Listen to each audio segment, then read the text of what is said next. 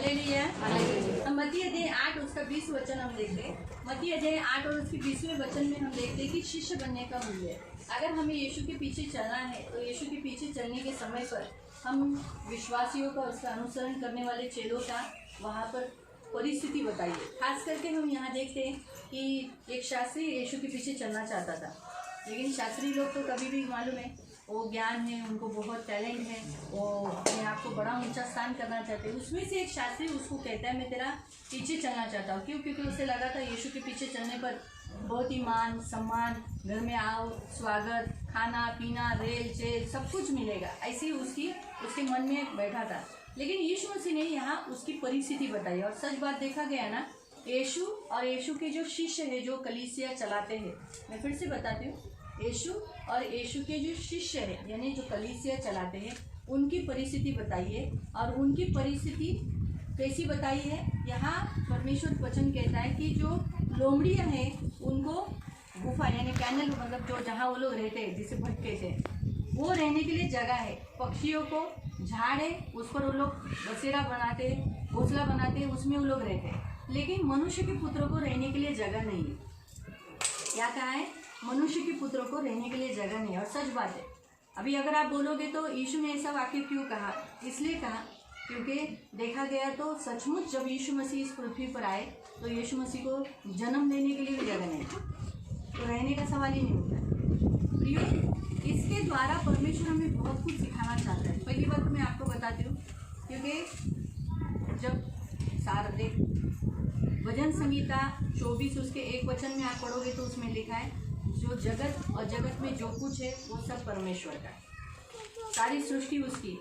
लेकिन ये सब होने के बावजूद भी यीशु मसीह ने ऐसा कहा कि परमेश्वर के पुत्रों को रहने के लिए, सिर ढकने के लिए जगह नहीं। क्यों मालूम? क्योंकि परमेश्वर यीशु मसीह को घर चाहिए। वो भी कैसा घर चाहिए? ऐसे व्यक्तियों का घर चाहिए जहाँ वो रह सकता है, वहाँ टिक सकता है। यीशु मसीह को अब तक जितने जनों ने मतलब यहाँ पर आने के बाद किसी ने भी अपने घरों में लिया, लेकिन रहने के लिए कभी नहीं लिया। सुबह आया, थोड़ा टाइम बैठा, चला गया। सही बात है। यीशु मसीह जब तक घूम रहे थे, अभी जैसे हम देखते हैं कि यीशु मसीह के जन्म के बारे में अगर हम देखेंगे, यीशु मसीह का जन्म के समय पर भी कुंवारी मरियम जो गर्भवती थी उसको जन्म प्रसव पीड़ा हुई, तो भी उसको ये देखने के बावजूद भी किसी ने नहीं कहा कि आओ हमारे घर में आप जन्म दे दो। नहीं हुआ। तो उसे कहाँ जन्म लेना पड़ा? गाय के गोटे में। जैसे वो बड़ा हुआ कारपेंटर के घर में, यूसुफ के घर में बड़ा हुआ, उसके बाद हम देखते हैं 30 साल तक तो वो रहा। लेकिन जैसे वो सेवा कार्य कर रहा था तो वो किसी के घर में टिका नहीं, क्योंकि वो कहीं पर भी रुकता था, कहीं पर भी अपने सिर रखने के लिए कभी कभी तो उसे जंगलों में से गुजरना पड़ता था, वहीं पर वो रहता था। किसी ने घर में बुलाया, वहाँ रहता था, 2-3 घंटों की सेवा या 4-5 घंटों की सेवा कर फिर वो वापस रहा। यानी सेवा कार्य करते समय यीशु मसीह को देखा गया तो कहीं पर भी सिर ढकने के लिए जगह नहीं थी। इसीलिए प्रभु ने कहा था कि आज यीशु पर विश्वास करने कलीसिया चलाने वाले लोगों को भी है ना, सिर ढकने के लिए जगह नहीं। मतलब क्या? सिर ढकना यानी आराम से बैठना, रहना, वहीं पर रहना। अभी इंसान घर क्यों बनाता है? वहीं पर रहने के लिए ना, वहीं पर रहने के लिए, वहीं पर अपना बोरिया बिस्तर डालकर ये मेरा विश्राम का घर है बोलकर। अगर आप जूना करार देखोगे तो परमेश्वर ने जब इस्राएलियों को मिस्र देश से बाहर निकाला, उनको क्या कहा? मोसेस को कहा कि तू निवास स्थान बना ताकि लोग मुझे मिलने के लिए आए, मेरे घर पर आए। इसीलिए परमेश्वर ने मोसेस के द्वारा परमेश्वर का घर बनवाया। भले वो तंबू का था लेकिन फिर भी परमेश्वर ने बनवाया। फिर हम देखते हैं वो तंबू आगे आगे जाते जाते जाते आगे वो फिलिस्तियों के देश में भी गया, वो घूमता गया, आखिर में किरियतम में रुका। दावीद ने सोचा मैं वहाँ से परमेश्वर का संदूक लेकर आऊँगा, लेकिन उसने सलाह किससे ली? अपने लोगों से। परमेश्वर का संदूक दावीदपुर में लाना है तो किससे सलाह लेना चाहिए? याजकों से। किससे? याजकों से पूछना है कि हम क्या करें, हम कैसे लाए परमेश्वर का संदूक को, कैसे लाना चाहिए, मेरे दावीदपुर में मैं कैसे लाऊं? उसने किससे सलाह ली? अपने जो प्रधान है, अपने उसके जो नेता है लड़ने वाले, उनसे ली। उनको क्या मालूम है परमेश्वर के संदूक के बारे में, परमेश्वर की भक्ति के बारे में? कुछ मालूम था? नहीं मालूम था। आप पढ़ सकते हो, पहले इतिहास में है और 2 सैमुएल अध्याय 6 में भी है। ये आप घर में भी पढ़ सकते हैं जाकर। प्रियो, आप वहाँ पर उसने प्रधानों से लिया, और इसीलिए प्रधानों से सलाह लेने के कारण जब वो संदूक बैलगाड़ी पर रखा हुआ था, वो सरकने आया और उज्जा ने हाथ लगाया। उसी घड़ी परमेश्वर का क्रोध भड़का, उसी घड़ी पेरेस मर गए, वो उज्जा मर गए। दावीद डर गए, और दावीद को ये बात भी बुरी लगी, और उसने वो संदूक नहीं लाया। वो संदूक 3 महीने तक कहाँ रहा? ओबेदोम के घर में। किसके घर में रहा? ओबेदोम के घर में। परमेश्वर ने वो 3 महीने में ओबेदोम के घर को इतना आशीष दिया, इतना आशीष दिया। ये सुनकर दावीद के अंदर इच्छा आई कि अब परमेश्वर का संदूक कहाँ आना चाहिए? दावीदपुर में आना चाहिए। तब उसने वापस दावीदपुर में लाने से पहले अब उसने किससे सलाह ली? याजकों से। याजकों से सलाह कर गाने बजाते हुए, जैसे भय के भक्ति के साथ परमेश्वर का संदूक लाना चाहिए, लेवियों ने उठाकर उसी रीति से लेकर आए। आपको समझा? उस काल से वो संदूक घूमते आ रहा है। परमेश्वर कहीं एक जगह में स्थिर किसी के घर में बनाया। सुलेमान ने जब परमेश्वर का मंदिर बांधा, तब परमेश्वर वहाँ रह सका। कहा, मेरे नेत्र हमेशा इस पर बने रहेंगे, इसमें की गई प्रार्थनाएं मैं क्या करूँगा? सुनूंगा। आप इस वचन को 2 क्रॉनिकल 2 इतिहास अध्याय 7 में पढ़ सकते हैं, जिसमें लिखा है, इस मंदिर में की गई हर एक प्रार्थनाओं को मैं सुनूंगा। मैं मेरे आंखें इस मंदिर की ओर हमेशा लगाए रहूंगा। इन्होंने अगर पापों की कबूली की तो मैं उनके पाप क्षमा कर दूंगा। अगर उन्होंने अपने देश के लिए प्रार्थना की तो मैं उनके देश को जू का त्यू कर दूंगा। इस रीति से परमेश्वर ने उस मंदिर को, उस जगह को चुन लिया, क्योंकि वहाँ पर परमेश्वर के लिए एक स्थायी घर रहा, जहाँ लोग उससे मिलने के लिए आते थे, भेंट चढ़ाने आते थे। तो इस रीति से, लेकिन नए करार में हमारे यीशु के लिए कोई घर नहीं था क्या? हमारा यीशु भी 3.5 साल तक ऐसे ही घूमते रहा। इसीलिए यीशु ने उसके पीछे चलने वाले लोगों को क्या कहा कि मुझे सिर ढकने के लिए जगह नहीं है। तो जो चर्च में आते हैं उन लोगों को जब परमेश्वर को ऐसा लगता है कि नहीं, मेरे यीशु को मेरे घर में जगह देना चाहिए, मेरे यीशु को मेरे घर में जगह देना चाहिए, फिर वो पास्टरों को बोलते, क्योंकि चेले भी उनको भी घर नहीं था, वो भी अपना सब कुछ छोड़ बाढ़ के परमेश्वर के राज्य के लिए आए रहते। परमेश्वर की सेवा करने के लिए, परमेश्वर का काम करने के लिए घर की ज़रूरत होती है, जहाँ लोग इकट्ठा हो सके, जहाँ लोग इकट्ठा होकर परमेश्वर की दुहाई दे सके, प्रार्थना कर सके। ऐसा परमेश्वर घर चाहता है जहाँ परमेश्वर रह सकता है। हम देखेंगे तो, अगर आप देखोगे, जक्कई के घर में यीशु आया, खाया, क्षमा हुई, आशीष दिया, यीशु चला गया। मरियम के घर आया, यीशु बैठा, फिर चला गया। सही बात है, बारंबार मरियम के घर में आता था, लेकिन फिर भी वो चला जाता। परमेश्वर को ऐसा घर चाहिए जहाँ परमेश्वर वहाँ रह सके, वहाँ मेरे लोग वहाँ आकर इकट्ठा होकर मेरे सामने प्रार्थना कर सके, मुझसे दुहाई दे सके, मेरे सामने गिड़गिड़ाकर विनती कर सके, अपने पापों को अंगीकार कर सके। इसीलिए परमेश्वर ऐसा घर चाहता है। इसलिए नए करार में अगर आप देखोगे ना, तो जैसे पेंटिकोस्ट के दिन में कलीसिया एस्टैब्लिश हुई, कलीसिया बनाई गई, आपको मालूम है चेलों ने क्या किया? चेलों ने घर घर प्रार्थनाएं चालू की, क्योंकि यीशु के लिए चेलों ने घर खड़े कर दिए। पढ़ेंगे उस वचन को, प्रेरितों के काम अध्याय 2,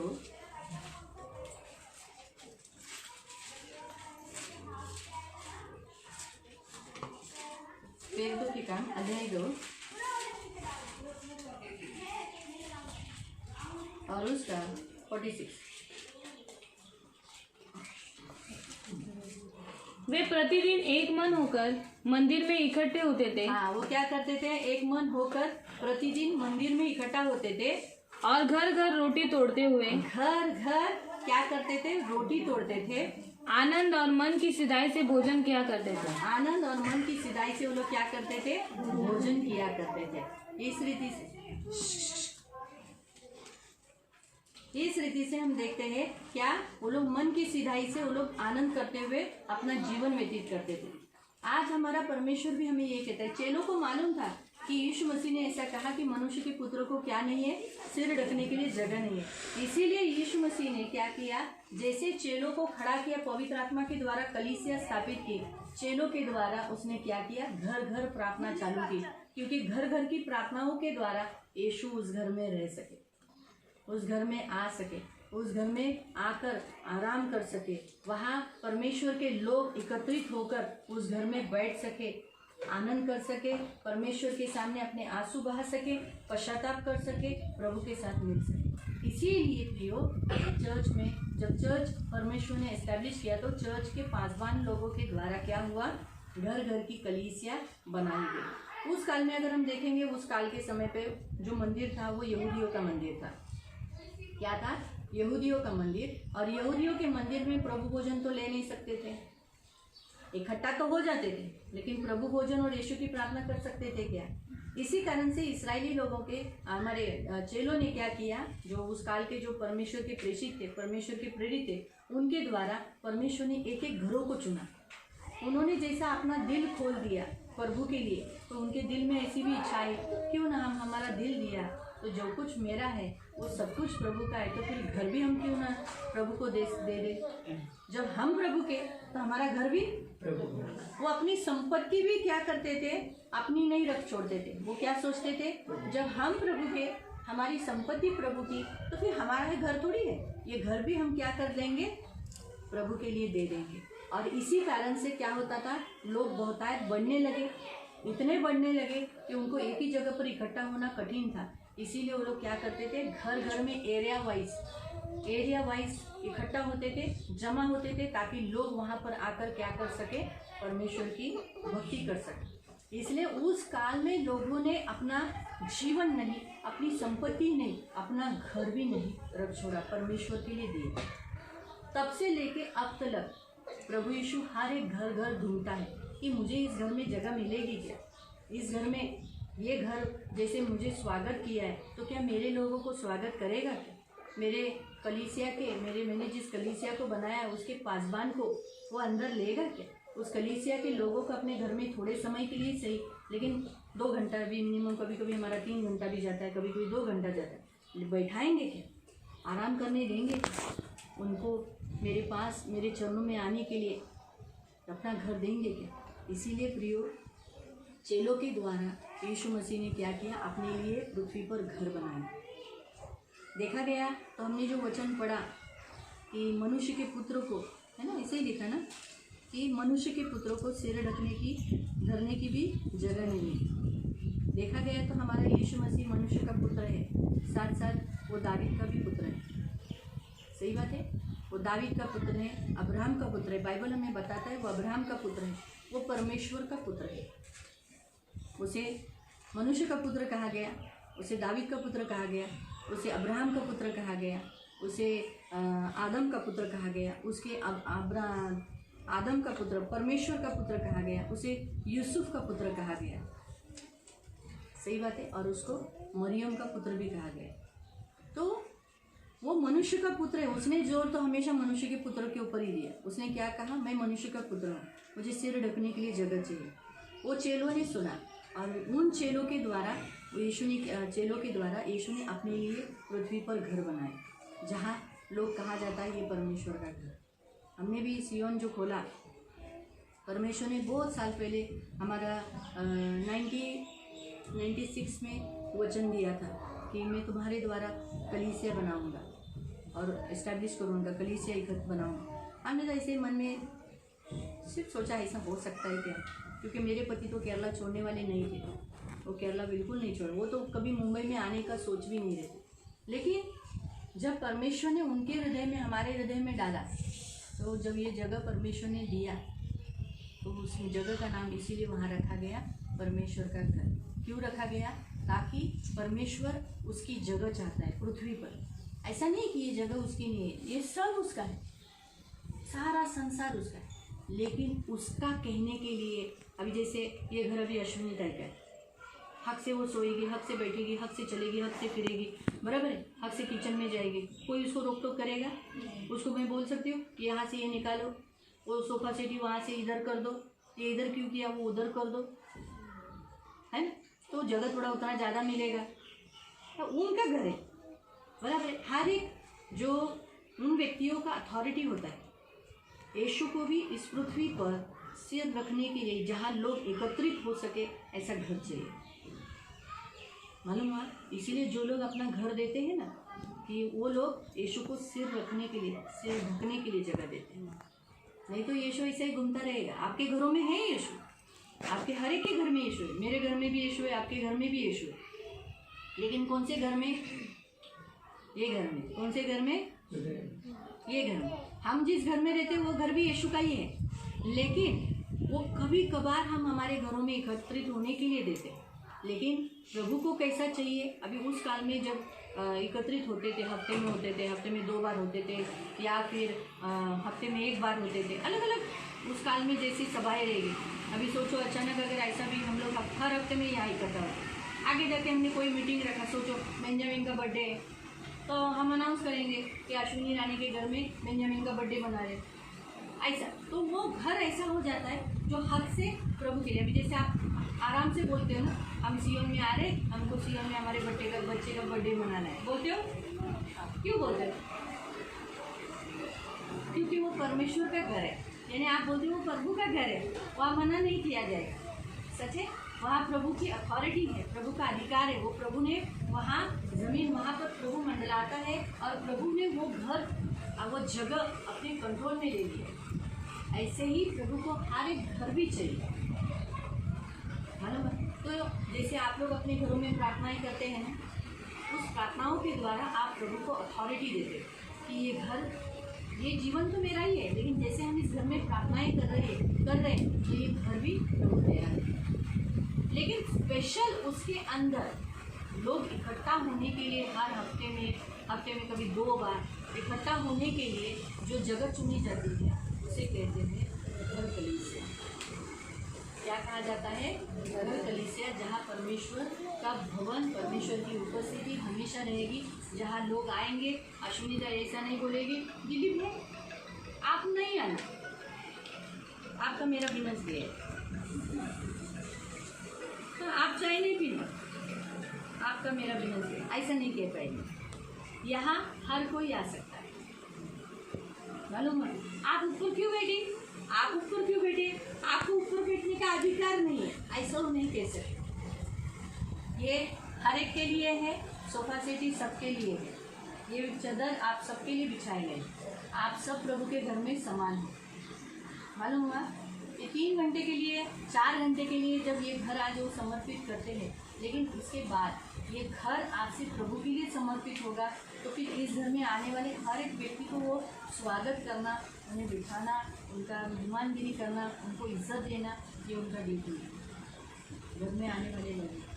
क्यों? क्योंकि घर क्या हो जाता है, जहाँ एक बार अनाउंस किया जाता है कि ये घर कलीसिया है, तो फिर वो घर प्रभु के लिए हो जाता है। बाइबल में पहला व्यक्ति है जिसके घर में घर कलीसिया पहली खुली, जो अन्य जातियों में से था। आपको मालूम है वो कौन है? कुरनेलियस। हाँ, कुरनेलियस। परमेश्वर का चुना हुआ पात्र कुरनेलियस जब रातों दिन प्रार्थना करता था, यहूदियों से प्रेम रखता था। आप इस वचन को प्रेरितों के काम अध्याय 10 में पढ़ सकते हैं। उसने क्या किया? जब परमेश्वर ने स्वर्गदूत देकर उसको दर्शन देकर कहा कि अरे तेरी प्रार्थनाएं, तेरे दान तो चुने गए हैं, जा याफा में पतरस नाम का जो शिमोन है, पतरस कहलाता है, उसको बुला ला, और वो तुझे क्या करेगा? परमेश्वर के राज्य के बारे में वचन बताएगा, तो उसे सुनना। वचन सुनने के लिए उसे बुला, और उसने भी क्या किया? अपने 2 अच्छे दासों को भेजकर, मान सम्मान रिस्पेक्ट देने वाले व्यक्ति को भेजकर उसे बुलवा भेजा। लेकिन आपको मालूम है इस कुरनेलियस ने क्या किया? अकेला नहीं बैठा फैमिली के साथ, उसने क्या किया? खुद अपनी फैमिली, अपने रिश्तेदार, अपने अड़ोसी पड़ोसियों को, सबको, पूरा घर उसने भर डाला था। और जैसे उसने पूरा घर भर डाला, पतरस अंदर जैसे उसने देखा, अरे इतने लोग, बोला अन्य जातियों में हमें बैठना मना है। लेकिन अब मुझे मालूम पड़ा परमेश्वर ने जिसे शुद्ध कहा है उसे मैं अशुद्ध नहीं हूँ। इसलिए परमेश्वर ने जब अन्य जातियों को चुन लिया है, शुद्ध बोला है, तो उसे कोई भी यहूदी भी हो हमें अशुद्ध नहीं बोल सकता, मालूम है? तो इस रीति से पहला प्रार्थना जो जमा होकर किया गया वो कुरनेलियस के घर में, नहीं तो बाकी तो यहूदियों के घर में हो ही रहा था, विश्वासियों के घरों में हो ही रहा था। लेकिन अन्य जातियों में जो चुना गया वो कुरनेलियुस का घर है, जिसमें पत्रस, जिसके द्वारा प्रभु यीशु ने कलीसिया बनाई, वो चुना गया पात्र। और वहाँ पर सबसे पहला क्या है? वचन के द्वारा पवित्र आत्मा आई। इसलिए याद रखो, जब अन्य जाति एक घर में इकट्ठा होकर, जिस घर को परमेश्वर चुनता है, वहाँ इकट्ठा होती है ना, तो वहाँ पर क्या आता है? पवित्र आत्मा आता है, परमेश्वर की बेदारी आती है, परमेश्वर का राज्य आता है। वहाँ परमेश्वर का वचन क्या होता है? सुनाया जाता है। पतरस परमेश्वर यीशु मसीह के बारे में सुना ही रहा था, तब क्या हो गया? पवित्र आत्मा हर एक के ऊपर हो गई, हर एक जन अन्य भाषा में भर गए। यही कारण होता है परमेश्वर यीशु मसीह का कि घर कलीसिया बनाने का, कि लोग पवित्र आत्मा से क्या हो जाए? भर जाए, प्रभु के चरणों में आ जाए, प्रभु को जान पाए, प्रभु को प्यार कर सके। इसलिए प्रियो घर कलीसिया खोली जाती है, मालूम है? तो इसलिए आज आप लोग पहला दिन है, इसलिए आए, हर शुक्रवार को आओ, हर शुक्रवार को आओ, प्रभु के चरणों में बैठो। ऐसा नहीं अभी नेचुरली पूजा ताई के घर पे आप लोग को नज़दीक था, बहुत ही नज़दीक, हमारी सरस्वती बहन के लिए तो आप सबसे ज़्यादा उनके लिए नज़दीक था, क्योंकि बाजू का ही ऐसे गए, ऐसे जैसे ये लोग का पूनम के लिए बाजू का ऐसा ही था उधर। अभी उनको तो आना ही है, क्योंकि ये तो ज़्यादा नज़दीक हो गए, लेकिन अभी इनका भी बिल्कुल सामने ही है, नीचे उतरेंगे रोड पे जाएंगे तो इनका घर है, तो ये सब आजू बाजू में है। थोड़ा और अंदर जाएंगे तो इनका चाल है। तो ये सब आप नज़दीक में हो, हमें आना है, प्रभु के पास आना है। और जितना हम घर कलीसिया में क्यों आना है? पवित्र आत्मा का सामर्थ पाने के लिए, वचन सुनने के लिए। क्योंकि परमेश्वर के स्वर्गदूत ने क्या कहा था? कुरनेलियुस को जाके पतरस को बुला, वो तुझे परमेश्वर के बारे में बताएगा, वचन बताएगा, वचन। वहाँ स्पेशल ऐसा बताया, वचन बताएगा। आपको देखिए,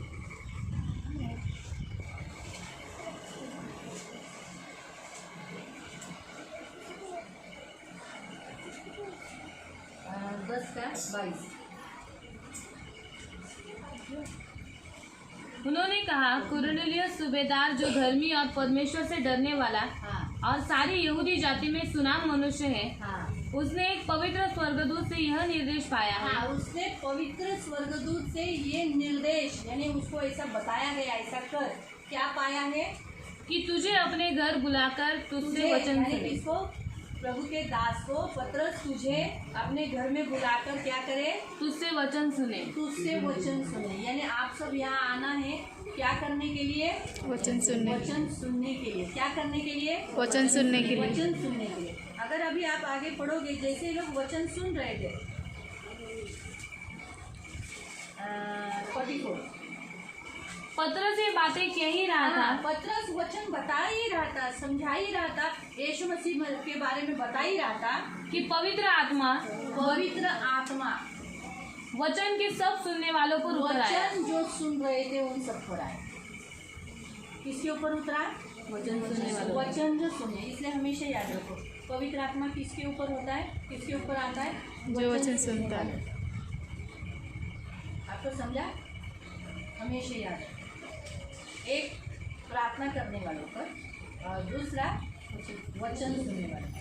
पवित्र आत्मा कभी आया? जब वो लोग प्रार्थना के लिए बैठे थे। 120 लोग एक मन एक चित्त होकर प्रार्थना कर रहे थे, क्योंकि मत्तियाह चुना गया। जो जगह खाली थी वो जगह जैसे भर गई, फिर वो लोग ने क्या किया? प्रार्थना के लिए जैसे बैठे, प्रार्थना शुरू किया, भूकंप कैसा जैसा हवा सब लोग पवित्र आत्मा से भरे। यानी जब प्रार्थना करते तब पवित्र आत्मा का सामर्थ्य आता है। दूसरा, वचन सुनते हैं तब। इसलिए तो बोलते हैं ना कि आप लोग वचन सुने नहीं और आप पवित्र आत्मा से भरे नहीं, इसीलिए तो दुष्ट क्या करता है? आपके बच्चों को रुलाता है, डिस्टर्बेंस लाता है। वचन के समय पे ही हम लोग को ये देखने को आता है। इधर देखिए, मन भटकाता है ताकि हम सुने नहीं। हम सुनेंगे तो क्या हो जाएगा? पवित्र आत्मा से भर जाएंगे ना। इसीलिए पवित्र आत्मा का सामर्थ्य न आने के लिए शैतान का ये काम देता है, और पवित्र आत्मा से हम भरे। इसीलिए प्रभु का दास आपको हमेशा जागरूक करता रहता है, चिल्लाकर, डांटकर, कॉमेडी कर हंसाकर आपको वचन देता है, ताकि आप ध्यान से सुने। क्योंकि सुनने वालों पर पवित्र आत्मा आ गया। ये अन्य जातियों के लिए, क्योंकि अन्य जाति लोग वांछित कर जाते हैं।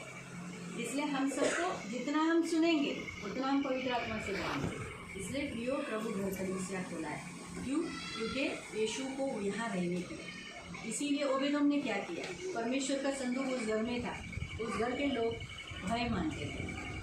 अभी हमारे पास तो संदूक नहीं है, तो अभी अश्विनी ताई को और उनके घर के लोगों को कैसे समझेगा इधर संदूक रखा है? हाँ, पहली बात तो ये उन फैमिली को ये याद रखना चाहिए कि अनाउंस होता है, और आज जैसे पहली प्रार्थना रखा है तो अभी समर्पण इस घर का हम प्रभु के हाथ में देंगे, तो आज से ये घर प्रभु के लिए घर कलीसिया हो जाएगी। तो अब जैसे ये घर कलीसिया हो गया, अभी आप लोग के घरों में भी प्रार्थना होती है, लेकिन वो घर कलीसिया की नहीं होती। आपने अपने घर में आपके घर में प्रार्थनाएं के लिए आपने अपने घर में बुलाया है। उपवास प्रार्थना रखते हैं आप लोग, कभी कभी आनंद का, या फिर कोई कोई लोग आभार उपस्थिति करने के लिए, यानी पर मैं आज खुश हूँ, मुझे प्रभु ने जिंदा रखा। हर एक अलग अलग रीति का हम लोग अपने घरों में प्रार्थनाएं रखते हैं। जैसे मुझे प्रभु ने जिंदा रखा, अब तक इस साल हमको संभाला, इसलिए कोई उपवास प्रार्थना रखता है, या ऐसी ही प्रार्थना रखता है, आनंद की प्रार्थना रखता है। और या फिर हम सब इकट्ठा साल में आरंभ में हम सब एक एक दूसरे के घरों में जाते, ब्लेसिंग का प्रेयर होता है। तो ये सब अलग अलग रीति से प्रार्थनाएं होती है, लेकिन घर कलीसिया ये कैसी होती है, ये समर्पित। तो अभी जैसे ओबेदोम के घर में जैसे संदूक था, तो क्या हुआ, ओबेदोम के घरों के हर एक छोटे से लेके बड़े तक अच्छे रहते, परमेश्वर के संदूक के सामने नग्न नहीं रहते। नग्न यानी जैसे भी आधा कपड़ा, जैसे हर घरों में देखो कभी कभी पुरुष लोग इतना सा डालते हैं, बनियान डालते या फिर खुला रहते हैं, वैसे नहीं।